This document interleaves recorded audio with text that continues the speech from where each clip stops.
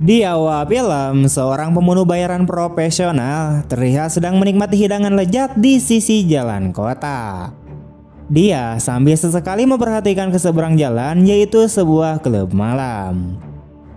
Tidak lama kemudian, 3 orang pria Amerika keluar dari klub tersebut, di mana mereka lalu mengobrol sejenak dengan 3 orang wanita yang berada di dekat area parkir. Saat ketiga wanita itu pergi, 3 pria lainnya kemudian bergabung dengan kelompok tersebut sehingga sekarang totalnya menjadi 6 orang. Tiba-tiba, Kurti melangkah mendekati kelompok tersebut dan melemparkan sebuah bom yang langsung meledakkan kelompok tersebut beserta motor mereka. Setelah itu, Kurti kemudian membawa tas besarnya mendekati tempat kejadian perkara dan kemudian mengeluarkan tubuh seorang pria dari dalamnya, di mana dia juga menembak seorang pria yang masih hidup, lalu meletakkan pistol di tangan pria tersebut untuk menciptakan ilusi pertempuran sengit yang baru saja terjadi di sana. Saat Kurti bersiap untuk pergi, ia kemudian melihat seorang wanita cantik bergaun biru bernama Mei yang mengawasinya dari kejauhan. Namun Kurti mengabaikannya dan segera pergi sebelum polisi tiba. Sementara itu, Mr. Boone menerima laporan serius dari Vijay tentang ledakan yang merenggut nyawa anak buahnya yang diduga dilakukan oleh kelompok musuh. Namun Mr. Boone tidak sepenuhnya yakin bahwa musuh adalah pelakunya.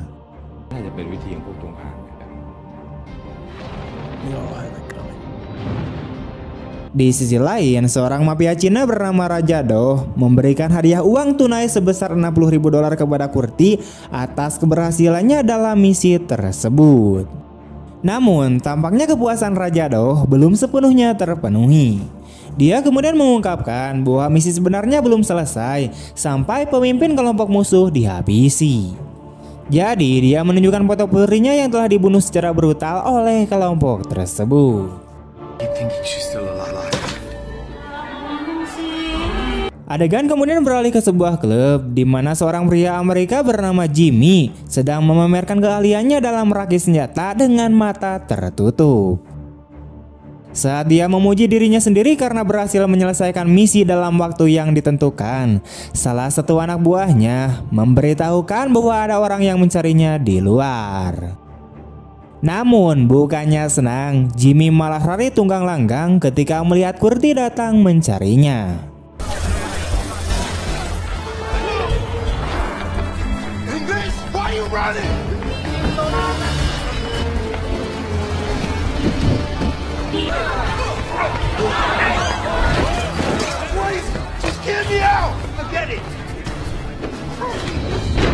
Kurti kemudian mencoba meyakinkan Jimmy bahwa ia tidak bermaksud untuk melukainya.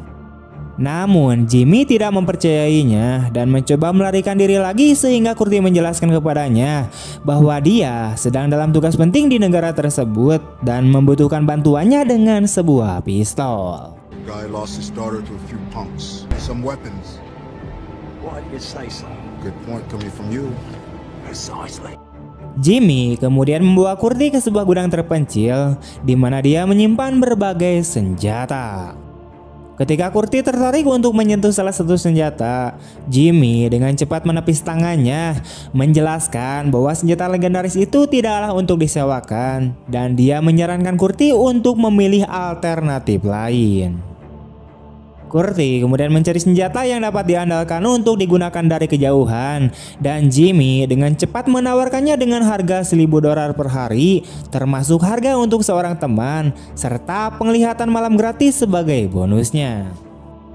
Kurti terus terang mengakui bahwa dia tidak memiliki uang tunai untuk membayarnya.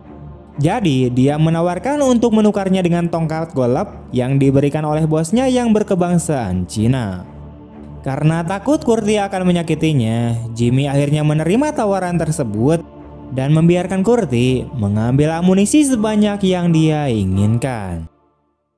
Kurti kemudian berjalan melintasi pemakaman umum di daerah tersebut menuju sebuah menara tua yang terletak di tengah-tengah pemakaman dan menyembunyikan tas berisikan uangnya di bawah lantai menara.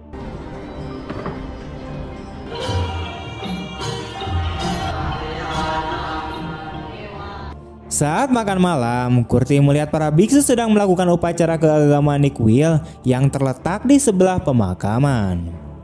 Saat itu, Mei tiba-tiba muncul di belakangnya dan menyebut upacara itu sebagai kenaikan biksu.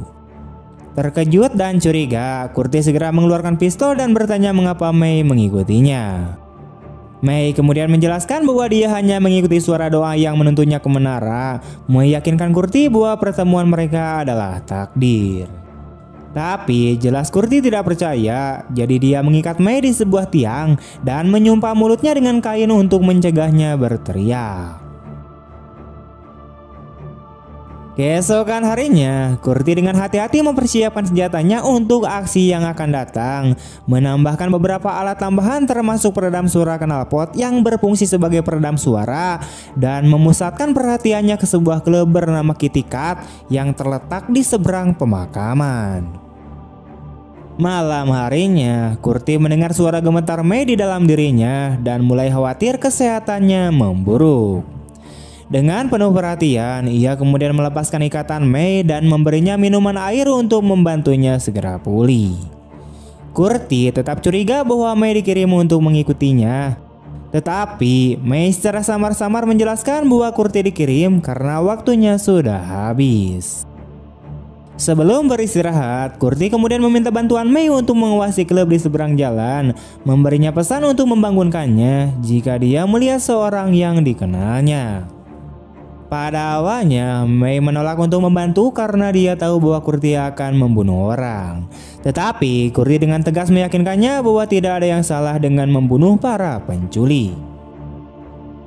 Tidak lama kemudian, sekelompok orang dengan sepeda motor dan mobil tiba di depan klub, menembaki para penjaga di luar.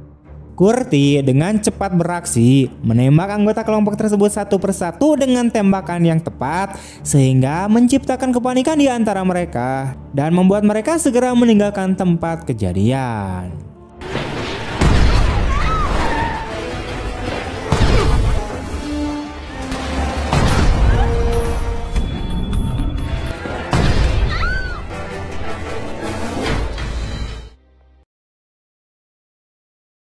Keesokan harinya, Big Boss Kata sibuk melakukan aksi debus favoritnya dengan menusukkan besi panas ke pipinya. Saat itu, Vijay memberikan laporan kepada Kata mengenai kegagalan misi mereka pada malam sebelumnya dan kemungkinan adanya penembak jitu di lokasi tersebut. Namun, Mr. Boone tetap yakin bahwa ini bukanlah strategi musuh. Sementara itu, Kurti memaksa Mei untuk mengungkapkan lokasi lain di mana para gadis dikumpulkan dan mengancam akan membunuh para biksu yang tidak bersalah jika Mei tidak memberikan informasi tersebut. Mei tidak memiliki pilihan lain, jadi dia membawa Kurti ke tempat pengolahan limbah di mana dia menunjukkan mayat seorang gadis penyanyi bernama Ma Ying yang dibunuh beberapa tahun yang lalu. Namun, informasi yang diberikan Mei tidaklah cukup. Jadi dia membimbing Kurti ke sebuah rumah dengan keamanan yang ketat, yaitu tempat di mana Kurti berpikir bahwa dia harus mempersiapkan diri secara menyeluruh sebelum bertindak. Malam itu, Kurti kembali menerima hadiah setelah berhasil menembak 11 orang di sebuah klub malam. Namun, kemarahannya segera muncul saat mengetahui bahwa mereka berurusan dengan kelompok cangkau, yaitu sindikat perdagangan manusia dan narkoba yang terkenal kejam dan membasmi musuh-musuhnya. Raja Don menyarankan Kurti untuk berhenti, namun Kurti bersikeras untuk melanjutkannya hingga pekerjaannya selesai. Di sisi lain, Big Boss Kata dan anak buahnya tiba di klub malam tersebut, namun bukan untuk melancarkan serangan lebih lanjut, melainkan untuk misi perdamaian dengan kelompok yang bermusuhan. Mereka juga membawa seekor gajah sebagai tanda perdamaian. Melihat bintik-bintik putih di sekeliling tubuh gajah, Kurti menduga gajah itu telah dicet. Namun, Mei segera menjelaskan bahwa motif tersebut adalah motif alami dan berbagi cerita tentang ibu Buddha yang bermimpi tentang gajah putih yang memberinya bunga teratai selama 3 malam sebelum melahirkan Buddha. Mengetahui bahwa ini adalah kisah sakral, Kurti khawatir bidikannya akan mengenai gajah tersebut, sehingga ia memutuskan untuk tidak mengambil resiko dan mengurungkan niatnya untuk beraksi pada malam itu. What does it paint to the Dalam perjalanan pulang, Mr. Boone kemudian menyarankan kepada Big Boss untuk menyerahkan tanggung jawab ini kepada putranya untuk menyelesaikannya. Namun, Big Boss ragu dan tidak yakin dengan kemampuan anaknya yang jarang berada di rumah untuk menggantikannya sebagai pemimpin. Keesokan harinya, Curtis mengunjungi Jimmy di klub dan tanpa ragu-ragu dia menghajar anak buah Jimmy yang mencoba menghalanginya, membuka pintu dengan sangat keras hingga mengejutkan para gadis di dalamnya. Jimmy memperingatkan Curtis tentang konsekuensi yang akan ia hadapi jika ia tertangkap oleh kelompok cangkau. Namun, Curtis mengungkapkan bahwa dia sebenarnya tidak tahu dengan siapapun dia berurusan. Dan sebenarnya dia telah mengakhiri kerjasamanya dengan Raja Doh, sehingga dia sekarang bekerja sendiri dan menuntut senjata yang lebih canggih untuk aksinya. Jimmy awalnya menolak untuk memberi, terutama karena pembayaran sebelumnya juga belum selesai. Namun pendiriannya mulai berubah setelah ia teringat akan jasa Curtis yang telah membantunya di masa lalu. Jimmy kemudian mengajak Curtis ke sebuah kapal yang sedang berlabuh di dermaga melalui sebuah pintu rahasia ke dalam lambung kapal, di mana Jimmy menyimpan berbagai senjata dan perhiasan yang lebih canggih, termasuk sebuah sniper M4 dan bahkan pistol baret 82 kaliber 0,50. Curtis langsung tertarik dan memilih baret sebagai senjatanya, meskipun ia menyadari bahwa senjata tersebut akan menghasilkan suara yang keras ketika ditembakkan, namun hal ini tidak mematahkan tekadnya. Jimmy memberitahukan kepadanya bahwa biaya sewa senjata tersebut sebesar $10.000 per hari yang harus dibayar di muka karena tidak ada yang tahu apakah Curtis akan kembali atau tidak. Curtis kemudian menyetujui syarat tersebut, namun ia meminta bonus berupa pistol dan pukulan sebagai bentuk tipuan jika mereka tertangkap. Right here. Namun pukulan tersebut terlalu keras sehingga menyebabkan hidungnya berdarah dan pakaian mewahnya berdarah. M4 sniper. Hey, You can tell him I robbed you. I know, but I wasn't ready. Curtis kemudian kembali ke menara, namun May tidak ada di sana. Namun ia bersyukur karena uangnya masih utuh. Dia kemudian menjadi curiga bahwa May mungkin pergi ke kuil untuk memberitahu biksu, jadi dia pergi ke bangunan lain untuk melihat kuil dari sisi yang berbeda.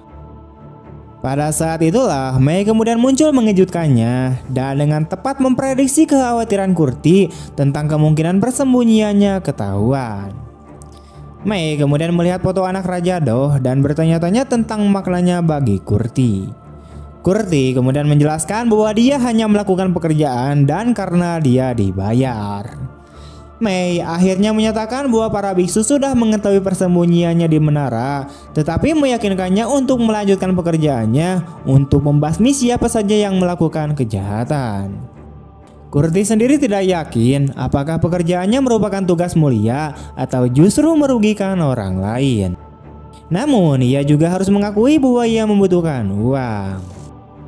Sebelum pergi, May kemudian mengingatkannya untuk mengambil rute yang sama saat kembali agar hantu-hantu itu tidak mengikutinya. Singkatnya, Curtis kemudian tiba di puncak sebuah gedung dan mengarahkan pandangannya ke gedung yang ditunjukkan oleh May sebelumnya, di mana ia melihat gadis-gadis disiksa oleh para mafia. Curtis tidak tahan lagi dengan kekejaman itu dan menjadi marah, jadi dia segera membunuh para mafia satu persatu dengan tembakan yang fatal.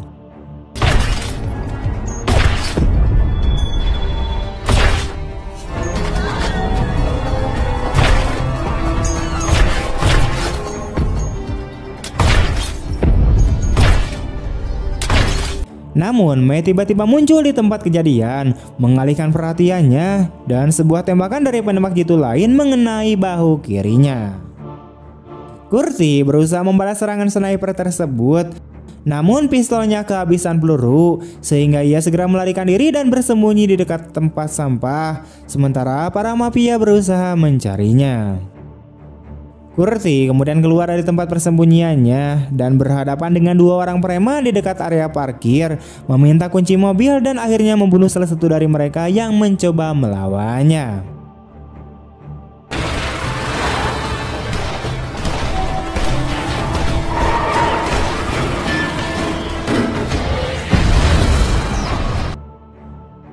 Setelah selamat dari ancaman tembakan dari mafia, Kurti melanjutkan ke arah yang berlawanan di jalan raya, menciptakan kekacauan sebelum akhirnya berhenti di dekat sebuah desa. Pada saat itu, Kurti mendengar sesuatu dari kotak belakang dan memutuskan untuk memeriksanya. Namun yang ia temukan di dalamnya adalah Mei dan beberapa gadis yang tampak ketakutan. Kurti menyarankan agar mereka segera pergi, namun beberapa gadis tersebut menolak dan malah meminta agar mereka dikembalikan ke rumah karena takut mafia akan mengejar dan membunuh mereka. Mei kemudian membawa Kurti kembali ke kuil, di mana para biksu menggunakan ramuan suci pengorbanan api dan ramuan lainnya untuk mengobatinya. Sementara itu, Mr. Boone memarahi anak buahnya atas kegagalan mereka membunuh Kurti, sehingga mereka menelepon Jimmy untuk mengkonfirmasi senjata yang mereka temukan di atas gedung.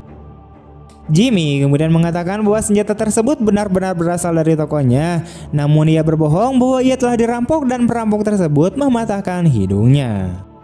Dia memberikan deskripsi palsu tentang perampok tersebut, menyebutkan bahwa berambut pirang dan berambut putih dan berharap mendapatkan perlindungan sebagai korban. Namun Mr. Boone bukanlah orang yang mudah dipercaya, jadi dia memerintahkan anak buahnya untuk mengawasi Jimmy mulai sekarang.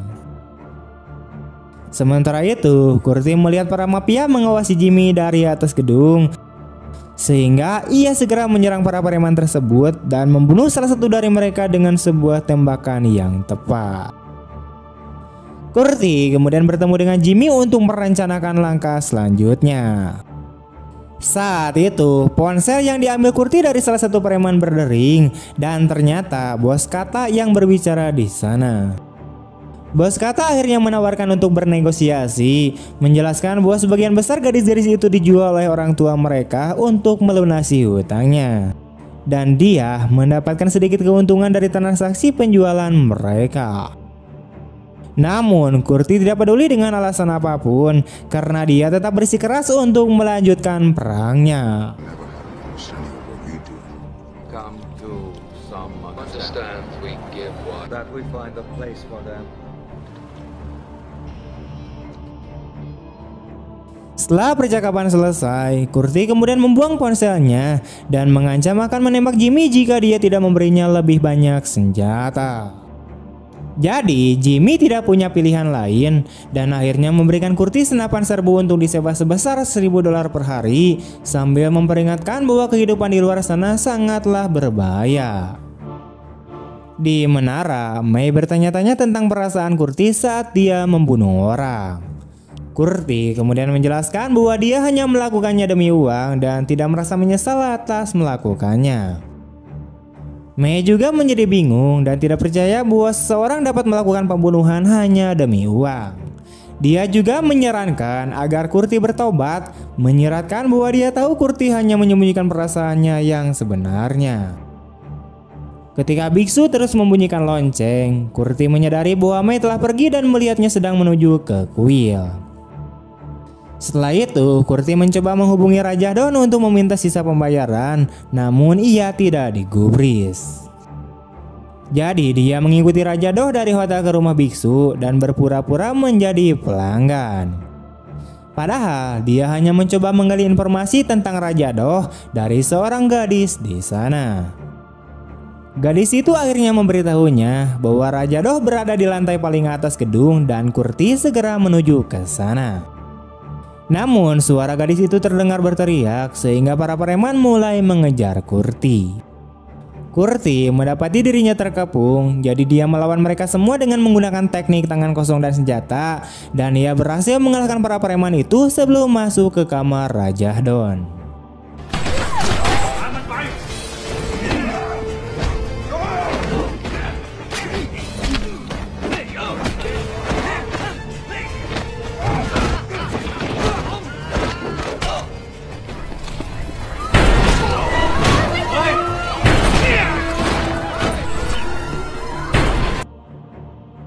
Dia segera memerintahkan Raja Don untuk mengisi tasnya dengan uang sambil menuntut untuk mengetahui motif sebenarnya dari pekerjaannya.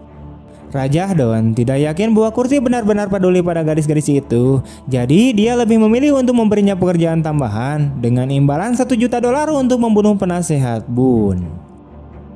Kurti tertarik dengan tawaran tersebut, namun masih penasaran mengapa Mr. Boone yang harus dibunuh dan bukannya bos besar. Lalu Raja Don menjelaskan bahwa bos besar itu mungkin tidak akan hidup lama karena dia sedang sakit. Sementara itu, para mafia menyiksa Jimmy dengan tongkat yang ditekankan ke tulang-tulangnya ketika mereka mencoba menginterogasinya tentang siapa penembak jitu yang sebenarnya. Tidak tahan dengan siksaan tersebut, Jimmy akhirnya mengungkapkan bahwa namanya adalah Kurti Code, namun ia bersumpah bahwa ia tidak tahu untuk siapa Kurti bekerja. Keesokan harinya, bos besar kemudian menerima laporan bahwa mereka telah memeriksa setiap rumah sakit, namun tidak menemukan tanda-tanda keberadaan Kurti.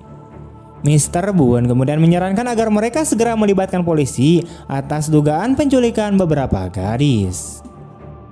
Pada saat itu, Raja Don datang dan menyatakan keberatannya.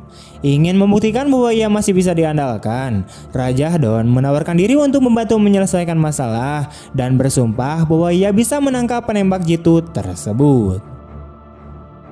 Sementara itu, Jimmy masih berada di bawah pengawasan para mafia dan tidak bisa bergerak bebas. Jadi dia berpura-pura pergi ke kamar mandi untuk menghubungi Kurti, memberitahukan bahwa Cangkau telah mengetahui identitasnya. Kurti kemudian mengerti, tetapi dia meminta Jimmy untuk melakukan satu hal terakhir, yaitu mengadopsi May dan menyekolahkannya hingga lulus dan menyuruhnya datang ke menara untuk menjemput May dan mengambil uang sewa senjatanya. Setelah percakapan selesai, Jimmy kemudian membuang ponselnya ke tempat sampah dan para preman kemudian memeriksanya. Pada saat itu, Raja Don muncul dan berpura-pura menawarkan kerjasama untuk menangkap Kurti yang tidak disadari oleh Jimmy bahwa Raja Don adalah dalang dibalik semua kejadian tersebut. Di sisi lain, Kurti memberikan sebuah gaun putih sebagai hadiah kepada May, membuatnya terharu dan kemudian memeluknya. Kurti berterima kasih atas semua yang telah dia lakukan dan menunjukkan bahwa dia akan pergi.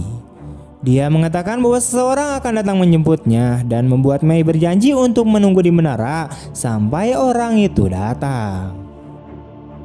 Saat menunggu keberangkatan di bandara, Kurti kemudian mendapatkan telepon dari Jimmy yang mengatakan bahwa dia telah mengambil uangnya, tetapi May tidak ada di menara. Tidak lama kemudian, para mafia tiba di bandara untuk menangkap Kurti, namun mereka tidak melihat Kurti pergi dengan taksi, dan pada saat itulah Kurti menyadari bahwa Jimmy telah menjebaknya. Setelah menghajar salah satu mafia, Kurti kemudian mencuri sebuah mobil dan pergi ke menara hanya untuk menemukan bahwa para biksu telah terbunuh dan May juga tidak ada di menara. Setelah menyeret tubuh pria itu keluar, Kurti kemudian menunggu di pinggir jalan dan mengikuti konvoi para mafia ke rumah bos besar. Para mafia kemudian menyadari bahwa mereka telah diikuti dan segera melepaskan tembakan, sehingga Kurti mempercepat laju mobilnya dan menabrak dinding ruangan tempat bos besar berkumpul dengan para mafia.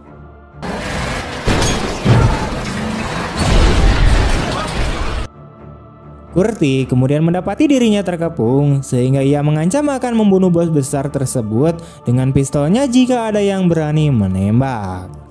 Pada saat itu, Raja Don dan Jimmy juga muncul di sana, dan Raja Don segera berencana untuk membunuh Kurti sebelum dia mengungkapkan semuanya di depan ayahnya. Tetapi Jimmy menembaknya di kepala terlebih dahulu, yang mengakibatkan dia juga tertembak di bagian perut.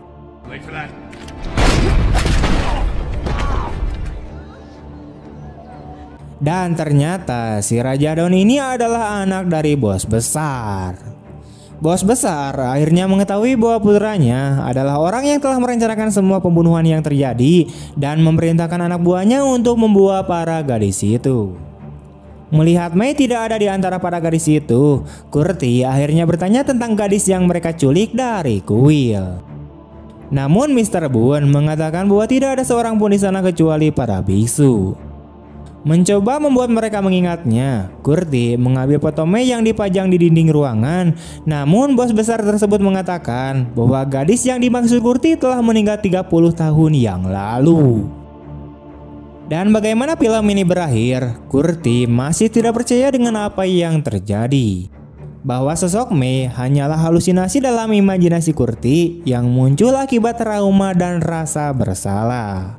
Mei adalah simbol ketidakberdayaan dan kesedihan yang dialami oleh para korban perdagangan manusia, serta harapan dan kebaikan yang masih bersemayam di hati Kurti.